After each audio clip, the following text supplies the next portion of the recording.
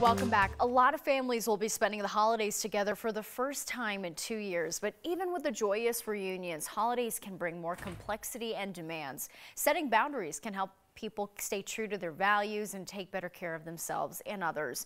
9 News mental health and wellness expert Heather Hans is here with us this morning to talk about those boundaries. Good morning, Heather. Good morning, Natasha. Nice to see you. Likewise. So how do people know if they need to improve or even set boundaries?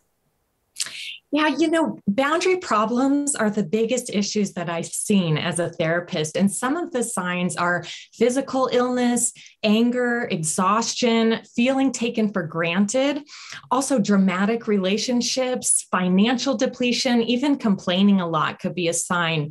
And our boundaries are shaped by our family of origin and also our cultural and social environments. And these are really complex systems that are always battling a tension between keeping the status quo and wanting to grow and change, which means having new boundaries. Yeah, it is such a delicate balance. What steps should people take to improve their boundaries? Yes, it really is. And one of the things is to focus on your intuition, listen to it, because there are many studies showing how accurate it can be. And people who weren't raised with healthy boundaries or who've been victims of abuse learn to ignore their intuition. So you want to go within and ask yes or no when you're making a decision about what's best for yourself. And researchers have found that intuition gives us psychological and physical signs like apprehension, excitement, feeling at peace, muscle tension, headaches. So trust your gut and know that boundaries are flexible and they can be changed later if needed. And then when people actually do set boundaries, it's important to be respectful and direct without over explaining. So you want to focus on your own needs without apologizing or blaming. And let's say you have someone coming for dinner who's always late and you're hosting a dinner party for the holidays.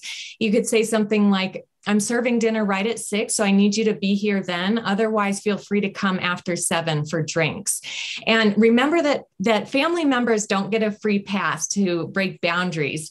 And one other tip is to take responsibility for your own actions and emotions. So in the dinner example, you're taking responsibility by not making yourself dependent on the other person changing. And even though it can be stressful to set the boundary initially, not setting the boundary can lead to serious mental health problems and resentment over time. So we really have a right and a responsibility to take care of our own well-being. Yeah.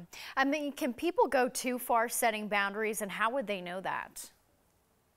Yeah, they can actually. Usually what we see are boundaries that are too weak or porous, but having too rigid of boundaries can lead to a destructive cycle because it can cause a person to isolate, not ask for help, and avoid getting in close relationships. So I always say wellness is like Goldilocks quest, where you're looking for not too much, not too little, but just that right amount.